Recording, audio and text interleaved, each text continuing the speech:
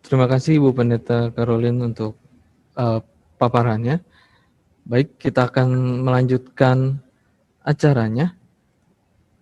Untuk Kaltim sendiri mungkin sudah selesai ya. Masih ada Pak Larit, Mas. Oh, masih ada ya? Sudah bergabung. Oh, yang Kalimantan Timur 1 ya? Ya, tadi tidak. Oh, baik. Apakah sudah terhubung lagi?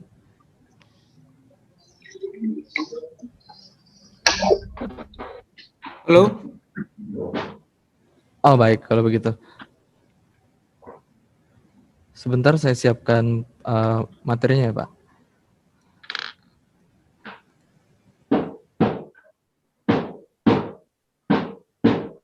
Kami menunggu bisa Pak Pendeta Laritmas berkenan untuk mengawali menunggu tayangan. Oke. Ya, Bapak Ibu saudara-saudara, rekan-rekan pendeta dan presbiter, peserta safari virtual bulan Pelkes GPIB 21, kami minta maaf karena sinyal agak sulit untuk masuk, jadi kami harus ikut berproses untuk bergabung bersama dengan Bapak Ibu sekalian. Nah, dari Kaltim 1, kami lebih fokus kepada pengembangan ekonomi di jemaat ya di Kaltim 1, karena menyangkut dengan data-data Pospelkes ini sudah sering kami sampaikan ke Majelis Sinode dalam rangka pertemuan atau koordinasi dengan Majelis Sinode, dan khususnya untuk pertemuan kita ini kami fokuskan untuk pengembangan ekonomi di jemaat. Jadi saya mulai dari slide yang pertama. Slide yang pertama itu di Mupel Kaltim 1 ada 7 jemaat yang punya Pospelkes. Jadi dari 12 jemaat di Mupel Kaltim 1 hanya 7 jemaat.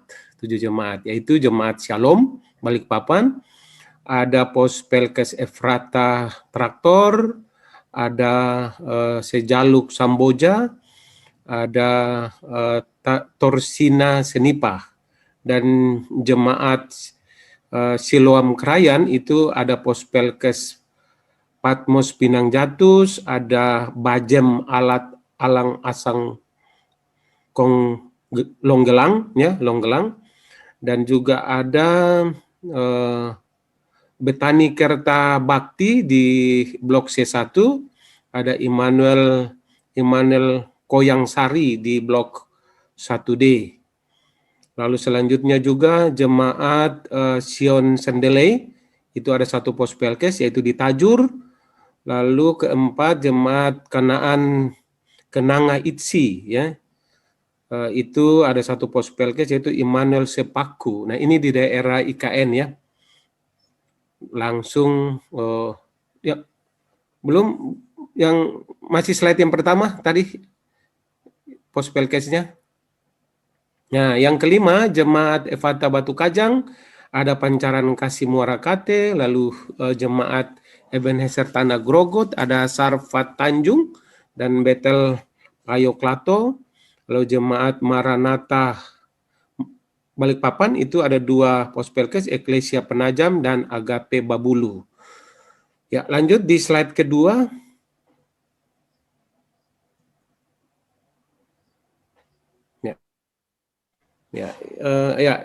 Ya, Bapak Ibu, ini wilayah pelayanan Mupal Kaltim 1 ya. Mupal Kaltim 1 itu ada 12 jemaat. Ini di Balikpapan itu ada 7 jemaat, Regio 1. Regio 1 ini ada di Balikpapan, lalu Regio 2 itu ada di Penajam dan sekitarnya di seberang. Itu ada 5 jemaat. Nah, Bapak Ibu, ini gambaran tentang situasi ibu kota negara yang berhubungan dengan GPIB, dengan pos-pos Pelkes. Jadi kalau di Balikpapan ini ada 7 jemaat. Balikpapan itu kota penyangga untuk IKN-nya. Jadi Balikpapan, lalu ada di Regio 2 5 jemaat. Nah, ini wilayah IKN, ibu kota negara ya, ibu kota negara baru di sini. Sangat berdekatan kali. Jadi ada dua ya, ada juga dari Kutai, Kartanegara. Tadi teman-teman dari Mupal Kaltim 2 sudah jelaskan, ada juga di Mupal Kaltim 1. Jadi kalau dilihat dari wilayahnya itu mungkin lebih dekat ke Balikpapan karena dia kota penyangga untuk wilayah IKN. Nah, ini petanya ya. Tuh yang berikut, slide yang berikut. Ya. Ya, saya mulai dengan di pos-pos Pelkes. Ya, ini di Jemaat Shalom ada 3 pos Pelkes. Pelkes Efrata Traktor ya, itu juga ada 6 KK, 20 jiwa dan juga jarak tempuh sekitar 25 km dari Shalom Balikpapan. Lalu pos Pelkes Sejaluk Samboja ada 20 KK, lalu jiwa sekitar 60 jiwa, jarak tempuh sekitar 40 km dari Shalom Balikpapan. Pos Pelkes Torsina Senipa ini ada 12 KK, lalu jumlah jiwa sekitar 30 jiwa dan jarak tempuh sekitar 65 km. Ini ada pendeta Febri Tarigan ya, ada pendeta pos yang ada di Samboja. Dia tinggal di Samboja. Nah, Bapak Ibu, informasi untuk kita bahwa jemaat di pos Pelkes ini sebagian besar itu mereka bekerja di perusahaan tambang, batu bara, dan juga ada pegawai negeri. Jadi sebagian besar ini mereka bekerja. Dan juga lahan-lahan untuk bisa pengembangan ekonomi jemaat, ya, itu yang sekarang dikembangkan di daerah-daerah pedesaan di Kalimantan Timur itu tanaman umbi porang, ya. Nah, umbi porang itu sedang tren di sini. Jadi kalau tanah atau lahan yang agak luas memang nggak ada, tapi umbi ini bisa tumbuh di polybag pun masih bisa. Jadi kalau bisa jemaat juga diusahakan untuk bisa menanam umbi porang ini. Berikut dari pos Pelkes Krayan. Nah, ini ya dari pos Pelkes Krayan ada dua pos Pelkes, yaitu bukan ada 2, ada sekitar 3 tempat. Patmos Pinang Jatus, ini jumlah jemaatnya 17 KK, 35 jiwa, 60 km dari Jemaat Silom Krayan. Lalu Bajem, Alat Alang Osang Longgelang. Ini ada pendeta Irene Irot ya.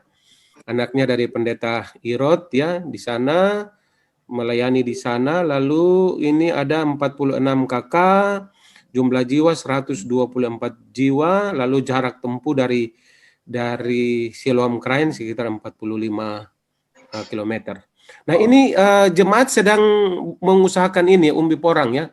Jadi ibu-ibu itu tanam di polybag, ada lahan-lahan kosong di bawah pohon kelapa sawit, mereka usahakan ini, tumbuh ini. Karena ini harganya sekitar sekarang itu 10 sampai 15 ribu.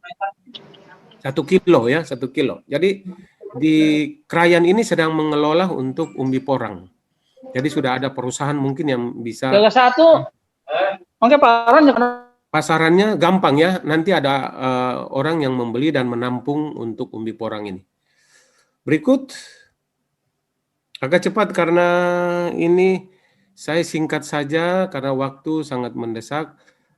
Lalu yang berikut, yaitu ini juga masih di Krayan, pos Pelkes Krayan, Pelkes Betani Kertabakti 1C, ini daerah transmigrasi. Lalu Pelkes Immanuel Kayong Sari 1D juga ya di Krayan, jumlah KK 9, jumlah jiwa 29 jiwa dan jarak tempuh sekitar 35 km dari jemaat induk dari Siloam Krayan. Lalu pos Pelkes Immanuel Kayong Sari itu 11 KK, jumlah jiwa 35 jiwa dan jarak tempuh sekitar 27 km. Nah, ini ya, ini sama di Krayan juga mereka lagi mengusahakan ini umbi porang. Lanjut. Ini Jemaat Sion Sandelei ya, Jemaat Sion Sandelei ada satu Pospelkes yaitu Pospelkes Kanaan Tajur, jumlah KK 5 KK, jumlah jiwa 20, lalu jarak tempuh sekitar 10 km dan belum ada pendeta pos ya. Tapi ada gedung gereja. Lanjut. Lalu Jemaat Kanan Itsi. Nah, ini Jemaat Kanan Itsi ini Bapak Ibu lokasinya ini adalah lokasi IKN ya. Jadi Jemaat Kanaan Kenangan ini dulu itu perusahaan triplex ataupun juga perusahaan kayu dari punya Pak Prabowo ini di Itsi ya. Jemaat Itsi ini dulu jemaat sangat besar. Tapi karena perusahaannya sudah semakin hari menurun, maka jumlah orang Kristen di sana juga berkurang. Jadi kalau di Pospelkes Immanuel Sepaku ini ada 16 KK, lalu jumlah jiwa 60 jiwa dan jarak tempuh 65 km. Nah, dulu pernah kita tahun lalu memprogramkan karena ini daerahnya transmigrasi, ada banyak orang Jawa di sana, jadi kita mencoba untuk mengusahakan kalau bisa kegiatan membatik ya, membatik. Jadi mungkin ada pemuda-pemudi yang bisa kita kursuskan untuk cara membatik, sehingga kalau mereka sudah bisa buat batik sendiri, selain daripada mungkin bercocok tanam, mungkin mereka bisa jual hasil batiknya itu kepada jemaat-jemaat. Lanjut, dari Itsi kita pindah ke Efata Batu Kajang. Ini Efata Batu Kajang, Pancaran Kasih. Nanti ada Ibu Pendeta Dewi juga akan mempresentase menyangkut dengan di kegiatan perekonomian di Efata Batu Kajang. Lanjut. Lalu yang berikut Jemaat Ebenezer Tanah Grogot ya. Ini di Tanah Grogot ada Pospelkes Harfat Tanjung, jumlah KK 13 KK, jumlah jiwa 31 jiwa, jarak dari induk sekitar 10 km. Ada Pospelkes Betel Payo Klato. Ini jumlah KK sekitar 10 KK, jumlah jiwa 29 dan jarak dari induk sekitar 12 km. Ada Pastori. Jadi jemaat di sana itu sebagian besar pegawai negeri ya, mereka juga bekerja dan juga itu daerah tambang ya, tambang batu bara dan juga kelapa-kelapa sawit. Jadi perusahaan-perusahaan kelapa sawit yang ada di Tanah Grogot. Oke, lanjut. Nah, ini Jemaat Maranatha ya, Jemaat Maranatha Balikpapan punya 2 Pospelkes yaitu Pospelkes Penajam. Ya, Pendeta Priscilia Bukit, ini ada jumlah KK 18 KK, jumlah jiwa 71 jiwa dan jarak tempuh sekitar 10 km. Lalu Pospelkes Agape Babulu, jumlah KK 10 KK dan jumlah jiwa 30 jiwa, jarak dari induk sekitar 12 km. Nanti Ibu Pendeta Priscilla juga akan memberikan presentasi untuk pengembangan ekonomi di Pospelkes Penajam. Ini lokasi langsung IKN-nya. Lanjut. Nah, Bapak Ibu, ini saya mau sampaikan tentang lahan GPIB. Lahan kita itu yang sekarang dalam proses untuk balik nama dari pihak ketiga ke GPIB ya. Jadi ini menjadi milik sekarang pihak ketiga itu jemaat menyerahkan ke Mupal sekitar 6.000 meter persegi. Nah, Bapak Ibu, ini lokasinya kalau kita lihat dari peta ini sangat dekat sekali dengan Kota Penajam ya. Ini Kota Penajamnya, ada pelabuhannya sebelah kanan. Mungkin kalau bisa, kalau di zoom agak lengkap langsung supaya yang di sebelah kanan ini pelabuhan Penajam dan yang silang ini lokasi ya. Nah, ini ya. Ya, ini jelas. Ini ya. Maaf tadi.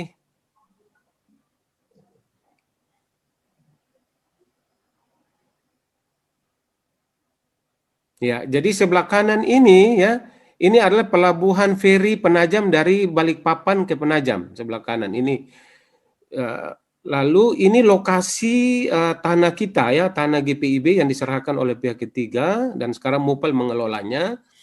Ini ada sekitar 6.000 meter persegi. Ini kota Penajam ya. Lalu ini di sebelah ini adalah laut ya. Pelabuhan Teluk Balikpapan ini masuk di sini. Di atas ini.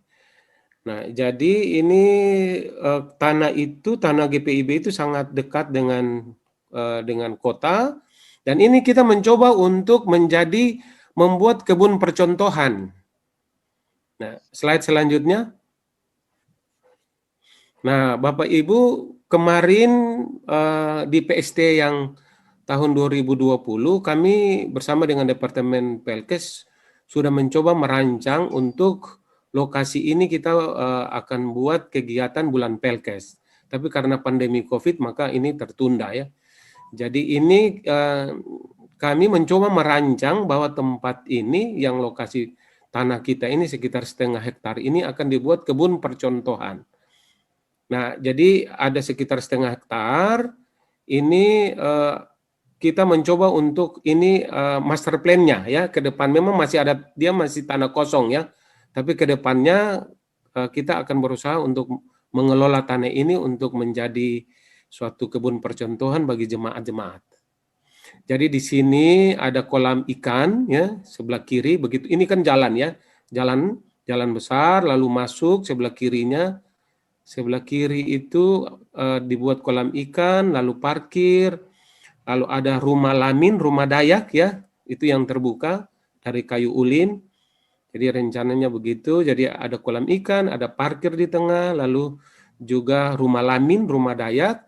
Nah, di samping ini, tanah-tanah kita ini kita mau tanam pisang, ya, tanam pisang yang unggul lah. Tanam pohon pisang semua keliling dari lokasi kita. Dan di sini kita tanam umbi porang. Ya, umbi porang itu artinya bahwa kita mau membuat ini menjadi kebun percontohan. Kita mungkin bisa menampung dari jemaat-jemaat untuk dijual ke perusahaannya atau juga pabriknya. Ini kan tanaman ini kan diekspor juga. Banyak yang digunakan ya.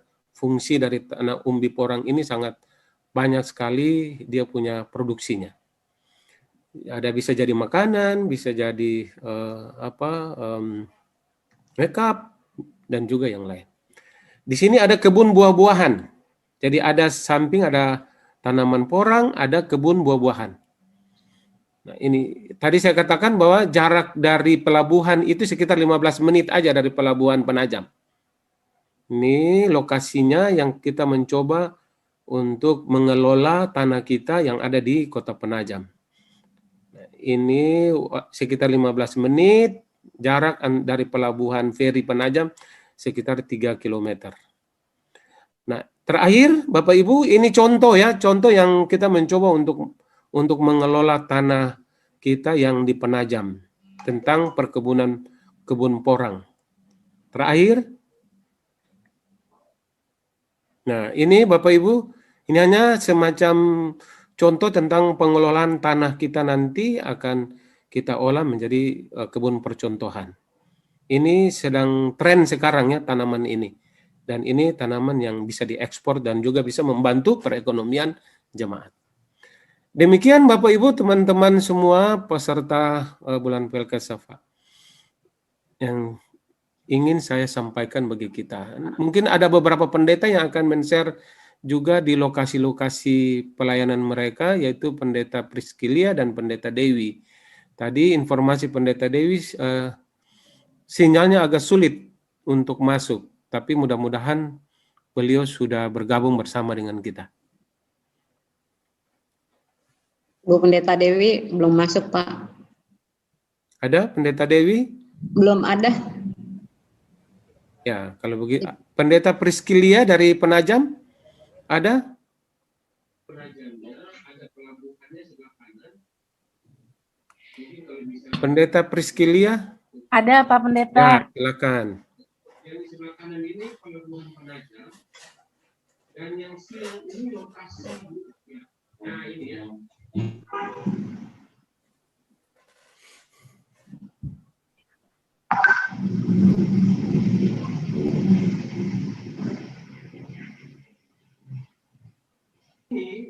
Ya, selamat pagi menjelang siang Bapak Ibu sekalian. Apakah suara saya kedengaran? Dengar. Pendeta bagus ya. jelas. Baik, saya ada share screen PowerPoint. Ya, Bapak Ibu, hari ini saya akan mencoba menjelaskan, memperlihatkan kepada kita semua tentang apa yang ada di PPU, Penajam Pasir Utara, dalam kaitannya dengan perpindahan ibu kota negara Republik Indonesia. Nah, GPIB dan IKN, saya mengambil judul memahami peluang UP2M di ibu kota negara Penajam Pasir Utara.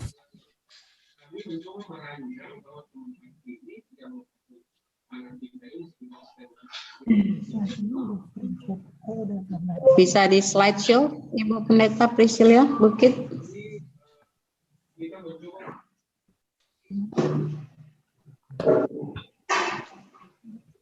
Saya sudah mengirimkan PowerPoint, apakah terlihat?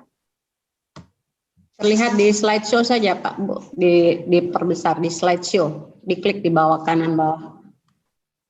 Kanan bawah. Ya. Ya. Oh ya. Oke. Tidak bisa? Sebentar. Ya. Udah. Silakan. Ya, Bapak Ibu, sebagai catatan awal, Kabupaten Penajam Pasir Utara dapat dipahami penataan wilayahnya sebagai berikut. Luas wilayah Penajam adalah 3.333 km persegi dengan 4 jumlah kecamatan, yakni Kecamatan Waru, Babulu, Sepaku, dan Penajam. Posisi Kabupaten Penajam Pasir Utara sangat strategis sebagai pintu gerbang transportasi laut dan darat menuju Provinsi Kalimantan Selatan, serta merupakan jalur pergerakan barang dan jasa lintas Provinsi Kalimantan Timur dan Kalimantan Selatan. Kabupaten Penajam Pasir Utara memiliki batas-batas administrasi dengan kabupaten kota sebagai berikut. Sebelah utara berbatasan dengan Kabupaten Kutai Kertanegara. Sebelah timur berbatasan dengan Kota Balikpapan dan Selat Makassar. Sebelah selatan berbatasan dengan Kabupaten Pasir dan Selat Makassar. Sebelah barat berbatasan dengan Kabupaten Pasir dan Kabupaten Kutai Kertanegara. Nah, Bapak Ibu, ini beberapa potret mengenai pos-pos Pelkes yang ada di sekitaran Penajam. Saat ini yang ada pos Pelkes Eklesia Penajam. Eklesia Penajam, Bapak Ibu, dia berada di wilayah kompleks dengan Kompi Yonif C.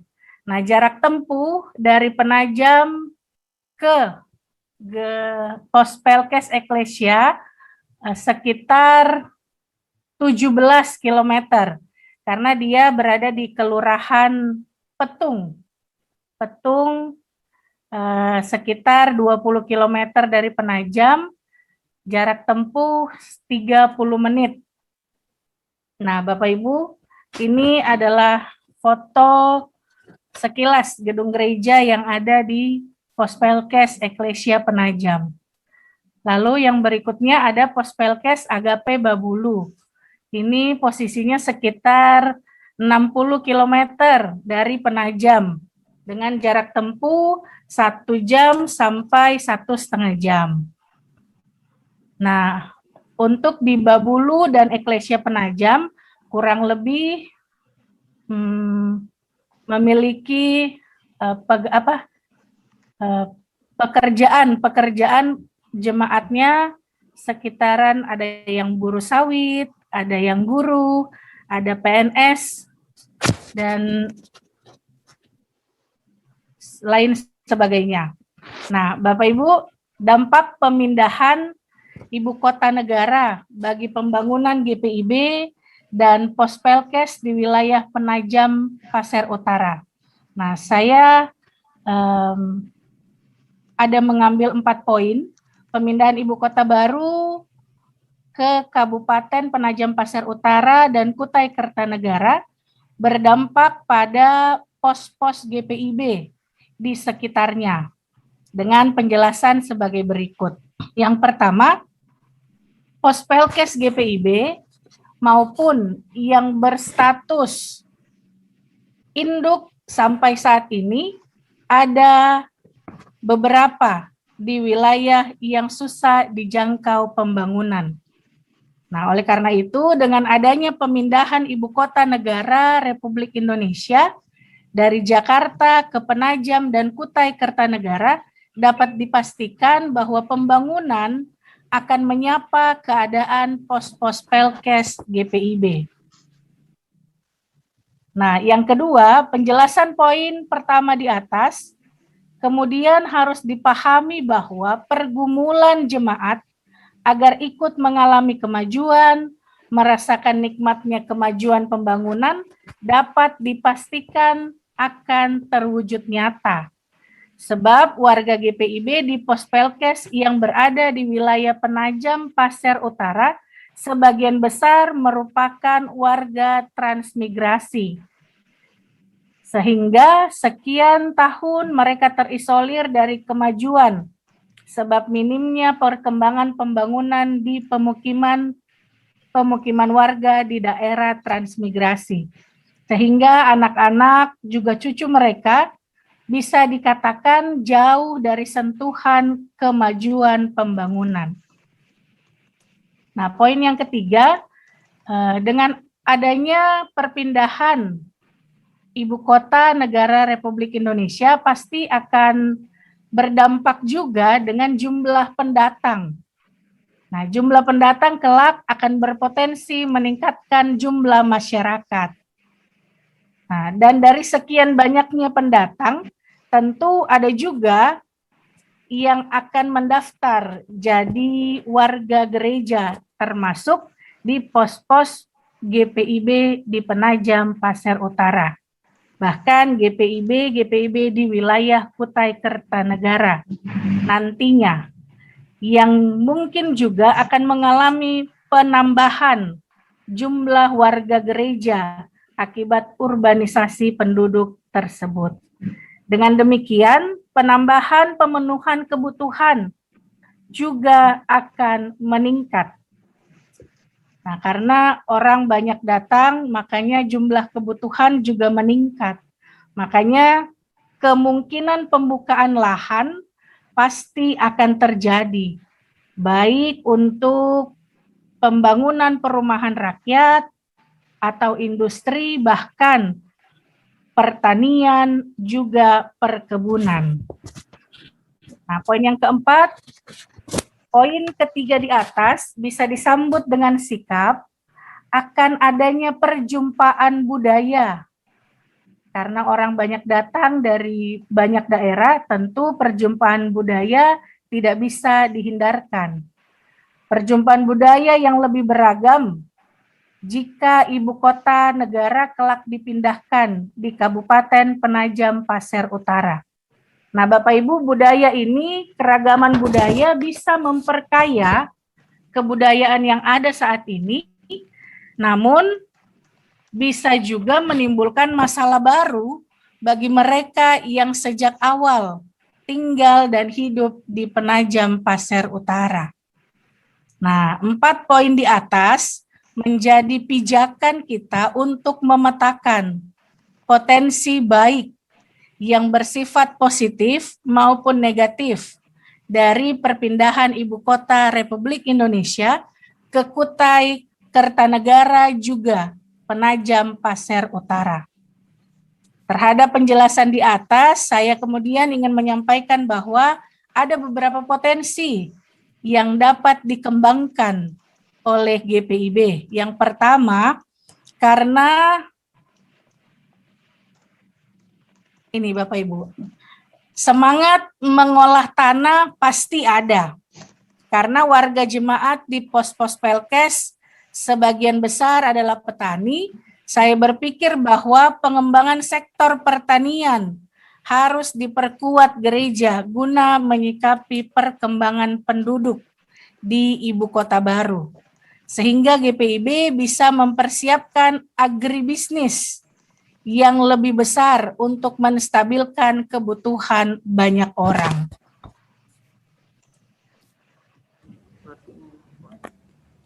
Nah, karena saya memilih istilah agribisnis, maka ini artinya GPIB harus memikirkan mulai dari level menanam hingga perawatan sampai pada pemasarannya. Nah, persoalan yang sering terjadi ialah kita sudah berhasil untuk proses penanaman, berhasil panen, cuman yang jadi persoalan kita mau menjual hasilnya kemana gitu. Mohon maaf Kak, waktunya 2 menit lagi ya, boleh ya? Oke. Nah, Makasih Kak. Nah, lalu yang ketiga, karena ending dari konsep saya adalah pemasaran, maka saya mengusulkan agar MUPEL perannya dikembangkan, bukan hanya sekedar kebersamaan dalam penata layanan, namun juga sebagai produsen yang menyalurkan hasil pertanian dan perkebunan dari pos-pelkes yang ada. Nah, yang berikutnya, Sinode GPIB juga bisa menggunakan perannya untuk mengumpulkan tenaga profesional yang ada untuk membina sehingga membantu manajemen agribisnis itu sendiri. Nah, kira-kira itu 4 poin yang bisa saya berikan dalam pemaparan saya hari ini. Demikian pemaparan materi saya, lebih dan kurangnya mohon maaf, Tuhan Yesus memberkati.